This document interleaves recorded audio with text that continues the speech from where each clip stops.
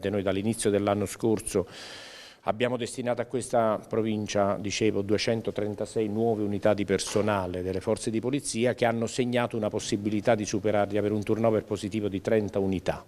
Entra subito nel vivo così il Ministro dell'Interno sul nodo principale, la carenza di organico delle forze dell'ordine sul territorio, sottolineato più volte dagli amministratori pubblici del Vicentino che avevano consegnato al prefetto le loro istanze, preoccupati per la mancanza dei rimpiazzi dovuta ai pensionamenti. Siamo riusciti a registrare quindi un turnover che va leggermente sopra il 10% di quella che è la massa critica di personale che abbiamo movimentato. Altre immissioni contiamo di farne, abbiamo la fuoriuscita ai corsi della prossima estate, la Polizia di Stato mi ha già dato il conto che dovrebbero essere almeno 20 unità che destinerà, quindi immaginabilmente farà lo stesso l'Arma dei Carabinieri e la Finanza, quindi diverse decine di unità di personale.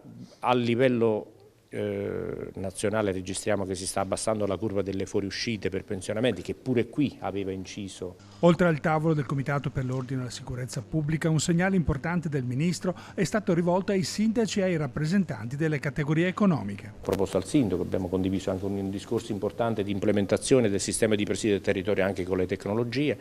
Abbiamo preannunziato che abbiamo destinato al Comune di Vicenza 400.000 euro per questo, ma altre risorse possiamo rinvenire e mettere sul tappeto per migliorare il presidio del territorio anche attraverso questi sistemi. Quest'estate ci sarà una delle più grandi quote di assegnazione della Polizia di Stato. Il Ministro ha detto che c'è un'indicazione ma non ci sono ancora i numeri. È chiaro che la richiesta è quella che ci sia perlomeno un'equiparazione rispetto ai pensionamenti, anzi speriamo di poter andare oltre. Ci ha garantito che avrà un'attenzione particolare per il nostro territorio, ci sarà un incremento delle forze di polizia, ma soprattutto ha spinto sul fatto del tema della videosorveglianza per creare un sistema condiviso che ci sia la possibilità anche di usare le telecamere delle persone private, delle aziende private, non solo quelle pubbliche.